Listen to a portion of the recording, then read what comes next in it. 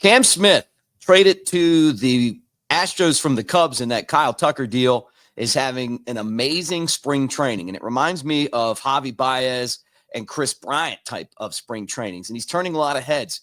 We're going to talk about what the significance of that deal could be to the Cubs down the line and hope that it doesn't turn into another Lou Brock trade. We'll talk about other things going on at spring training, including getting the rotation set. And we're doing it from Vegas out here in Sin City. So you guys like, subscribe, thumbs up. Thanks for hanging. Let's go.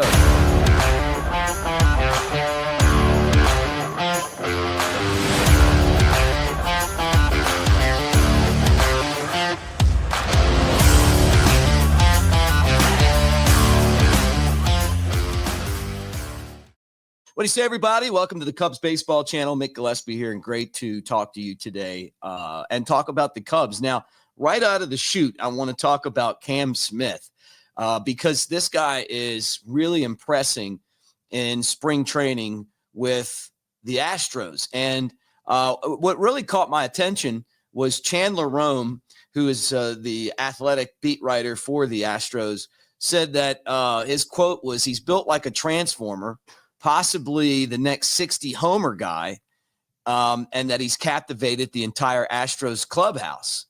And you know, the Christian Walkers and Jose Altuves and, you know, those guys, they love him and they can't get enough of him. And his spring training numbers have been off the charts. Now, this doesn't mean that he is going to be, you know, one of those players, but he was a first round pick taken by the Cubs last year. And this spring, these numbers remind me of when KB and Bryant and Javi and all those guys were coming up, because he's hitting .371 right now, 4 home runs, 11 runs batted in. And he's also got a triple in there, which he's been kind of a triples machine when we saw him. But that's 35 spring training at bats. And then, you know, obviously, you know, when they're writing about him like that in The Athletic, then, you know, somebody on the inside saying, hey, we might have just gotten a steal of a deal here. And why this is significant to the Cubs is you traded away. I mean, like, let's go back and look at this whole trade, right? So Isaac Paredes was traded to the Cubs at the deadline. You gave up Hunter Biggie, who was one of your best minor league pitching prospects, closer. And I forget the other guys, but it's some minor leaguers. And then you get back Isaac Paredes. He's an all-star, right? So felt good about that. You got Scherz up third base. You know, he was signed, you know, so you had him for a couple years. And then you trade Paredes, Cam Smith, who was your first round pick. Both guys play third base, to the Astros, which, I mean, if you were Alex Bregman, that was probably the indicator that you weren't playing there. And he ended up signing with the Red Sox. And then the story came out that maybe he wasn't even really serious about playing with the Cubs. But, you know, it's one of those things where you're like looking at this and you're like, okay, so now we have Paredes and we have Cam Smith over there. Now we get back one of the best players in baseball, we hope, and you know, in Tucker.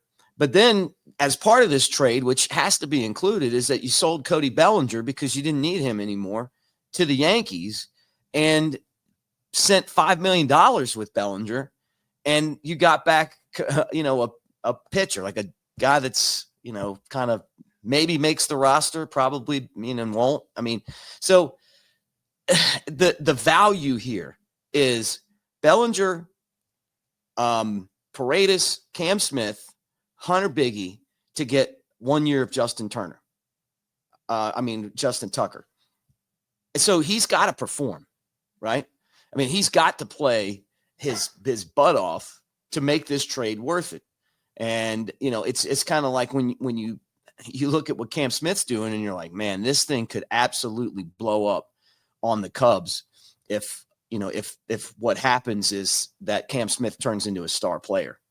And the feel is that he's going to start probably in AA, he'll be in AAA, and he'll be in the big leagues maybe this year. So that's something else to kind of keep an eye on right there. All right, some updates from spring training. Shōta Imanaga will pitch the third game against the Diamondbacks. Now, he started in Japan. He went 4 innings. Didn't give up a run. And they were turbulent, but he got out of it. And, you wonder, like, hey, do you drop these guys back in the rotation? Do they start the second opening day? Because you could do that, but no. And so they're going to give him a little more rest. And they've done that for him.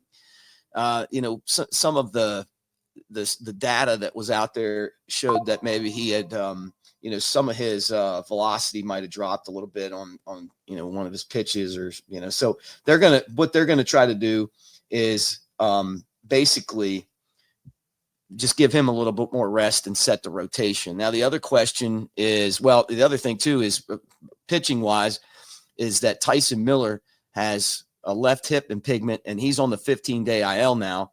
And people were wondering, like, why, did Miller not have such a great spring?